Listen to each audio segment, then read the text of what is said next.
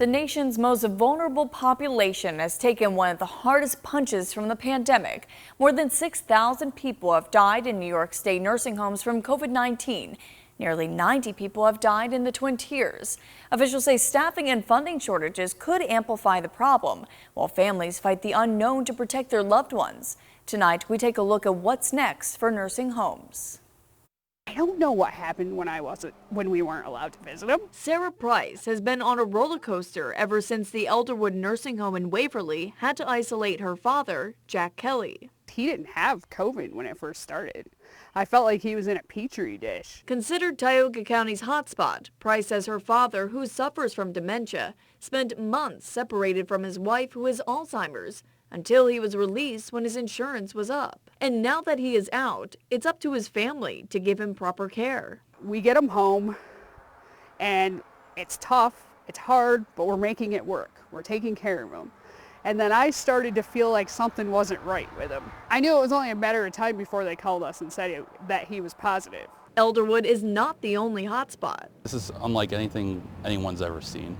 At Willow Point Nursing in Vestal, Executive Director Ryan LeClaire says it's been alarming ever since the first COVID-19 case appeared in his facility. We are worried. Every person walking through that door is a potential Trojan horse. They could be carrying it and you have no idea. Willow Point did not see an infection until mid-May, months after the pandemic began. LeClaire says they did everything they could to keep the virus out, but eventually, one of the main issues came down to not being able to afford enough staff and equipment. This definitely could have been better handled if there was sufficient staffing. So we've had to move residents around, we've had to move staff around, we're doing everything we can to provide the highest level of care, but when you only got so many hands, it's more and more difficult. Which is what Broome County Executive Jason Garner says he fears may be harder to advocate for in the upcoming 2021 budget. In a time where we actually want to make more investments in the nursing home, we have less money to do that. Despite increased funding from 2019 to 2020 by more than $780,000, Garner says the pandemic has caused several economic setbacks, meaning there may not be enough funding in time for a potential second wave. It must be a frustrating process.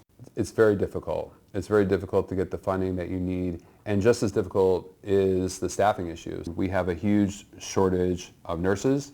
We have a huge shortage of CNAs. While Garner works with nursing homes like Willow Point to come up with a better plan with the available resources, it's eventually up to the state for more help. So the state really needs to start looking and determining how important are seniors. The New York State Department of Health responding to this claim, saying in part, New York State has provided 13 million pieces of PPE to nursing homes and connected them with more than 96,000 volunteers. The reality is that the state is contending with a 14% drop in revenue. Any area where we don't reduce funding will simply mean deeper cuts in another, and we hope that our nursing home partners will join with us in calling on the federal government to act responsibly and deliver the resources states need.